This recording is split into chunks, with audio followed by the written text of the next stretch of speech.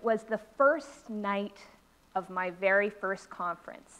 I'd never been to a national conference before, and having just flown in from my hometown of Whitehorse, Yukon in Canada's far north, I knew nobody. I was disoriented, lost, and lonely. I thought I should probably just do one wander around the conference site, just so that I didn't look like a complete loner. I was 14 years old. You might say I was 100% potential and willingness to learn, and 0% accomplishment. As I walked out into the corridor, I heard a group talking outside one of the rooms down the hall. And as I awkwardly approached, one of the young women encouraged me to sit down. Over the course of just a few minutes, she asked me who I was, why I had made the long trek down from the Yukon, and what was inspiring me and what I had been working on in my hometown.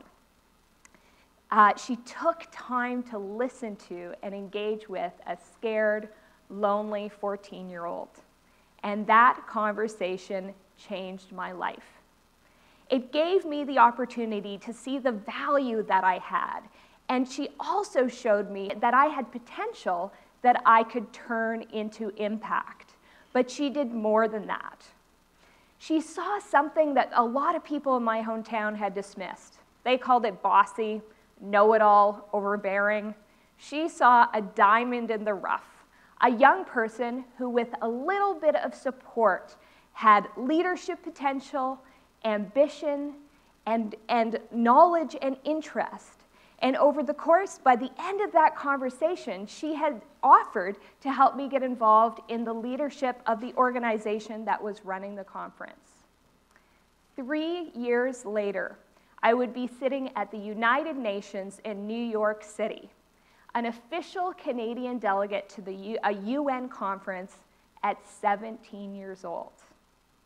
That conference marked the beginning of what has been really a lifelong quest to make sure that other young people had an opportunity to make their voices heard. At that conference, we held a campaign to make sure that young people's voices were heard throughout the negotiations, and we also even managed to change the final text of the UN agreement to ensure that it included a commitment to youth engagement. Since then, I have had the amazing opportunity to work with tens of thousands of young people across Canada and around the world. And what I've really learned is that my story is not an exception, but the rule. When we believe in young people and give them the opportunity to fulfill their potential, they most often surprise us by stepping up to the challenge. I have learned that our best hope of addressing the challenges that our businesses, communities, and governments face is tapping into the raw innovation potential of 15 to 25-year-olds. The summer students we pay minimum wage, our young employees, and the young people we meet at a conference. Now, experts in the modern economy will agree that we need more innovation. We need more innovation because the pace of change is speeding up. A new report suggests that 75% of today's leading businesses will disappear in the next 10 years because they haven't kept up with the pace of change. We also need innovation because economic growth is slowing down. And in a period of slow economic growth, we need to fully utilize the talents and resources that we already have.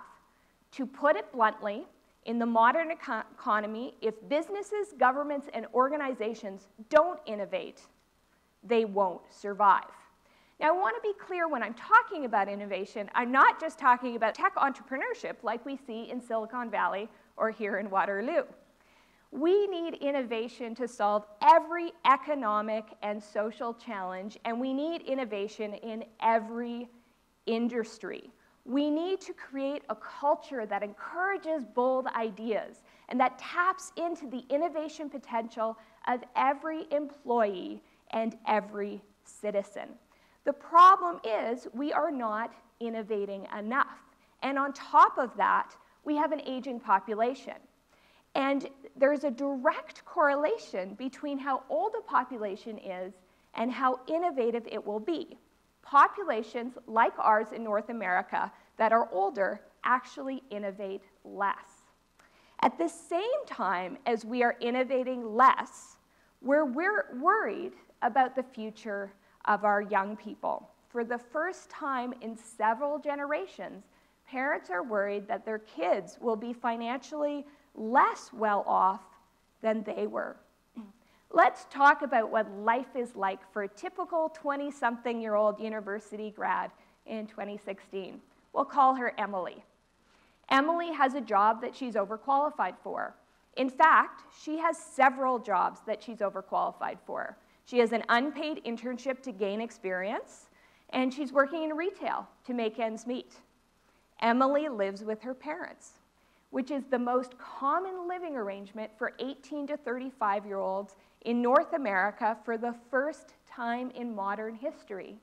She loves her parents, and they get along well, but her parents want to retire eventually, and they're worried about what lies ahead for all of them. At a time when previous generations were successfully transitioning into adulthood, Millennials and Gen Z are leading increasingly unstable lives.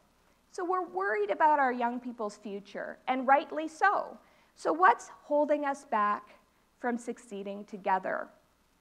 At the same time that young people are struggling, the media is calling our young people names. The youth of the present have their way too much. They grow up selfish, overbearing, and sometimes dangerous. This is a quote from a New Zealand newspaper called the Christchurch Star about the wayward youth of 1878.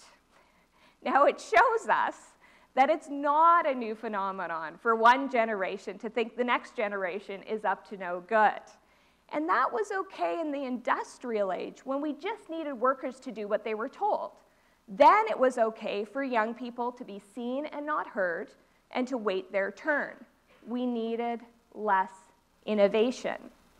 But in an economy that is based on innovation, and with young people, as I will explain, whose brains are wired for innovation, we need young people in the modern economy to speak up, to meaningfully engage, and to share their bold ideas if we want the economy and our society to thrive, and we want to create a bold, inspiring future that we dream of for our young people.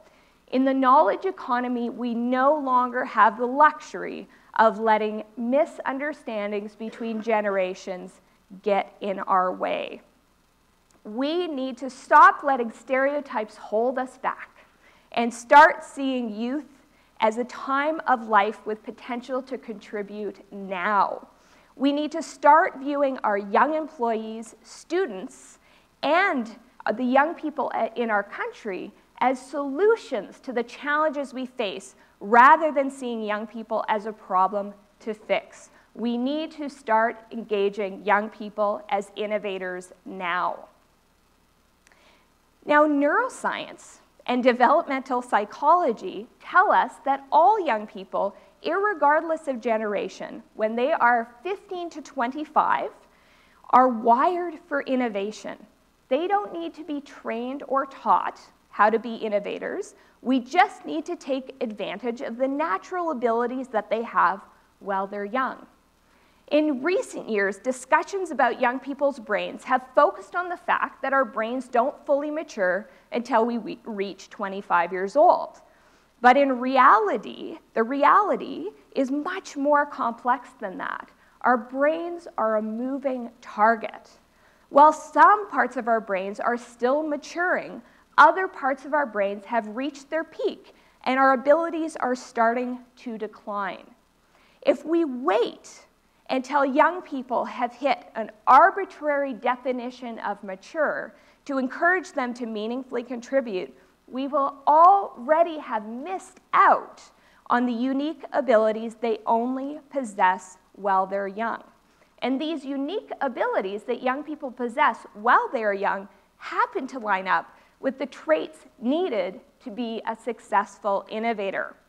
From 15 to 25 years old, creativity is at its neurobiological height.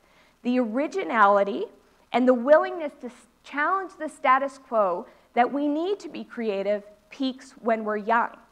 Young people are also natural experimenters. They're wired to be open to new ideas and new experiences.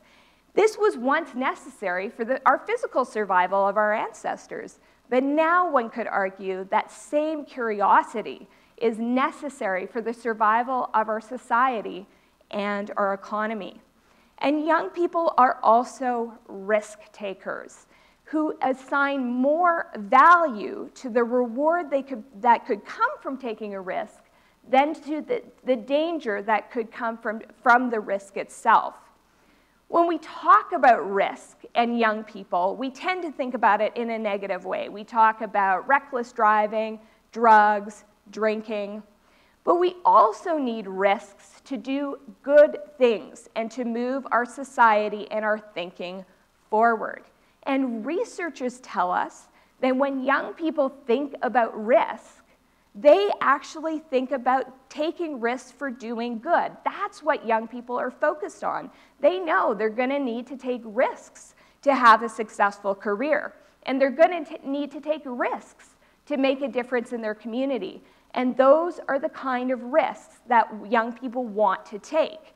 We just need to let them. Now, developmental psychology tells us that the stage of life between childhood and adulthood, sort of this in-between time, that young people now are spending more and more time in this in-between time, is a time of figuring out who we are and imagining fresh and different possibilities for both ourselves and the world. Young people these days are also spending more and more time in education. And both of those things mean that millennials and Gen Z even have more traits that are key to innovation. This increased time spent in identity formation means that young people are more connected to wanting to have a sense of purpose and wanting to make an impact than any generation before them.